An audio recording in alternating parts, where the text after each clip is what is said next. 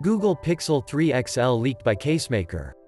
Just days after the first Pixel 3 XL cases leaked online confirming certain design features, yet another bunch of them have surfaced today, detailing even more areas of the flagship smartphone's looks.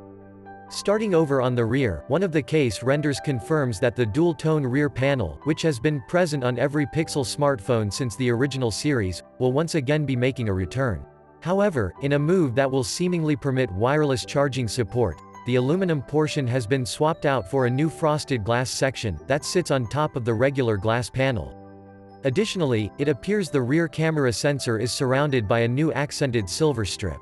While on the topic of the camera, these new case renders also reconfirm the presence of a dual-tone LED flash which sits to the right of the camera sensor.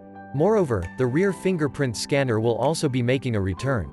Taking a peek at the front design, the rather large bottom chin is rather difficult to miss, just like the notch that sits above the display. Nevertheless, it's worth pointing out that both bezels include front-facing speakers, thus permitting a stereo speaker setup. And the notch is also home of two front-facing cameras which will presumably improve bokeh images and provide facial recognition. On one final design note, the right side of the frame features a volume rocker and a power button. Currently, Google's Pixel 3 XL is expected to become official on October 4 alongside the smaller Pixel 3, with sales presumably commencing roughly 2 weeks later.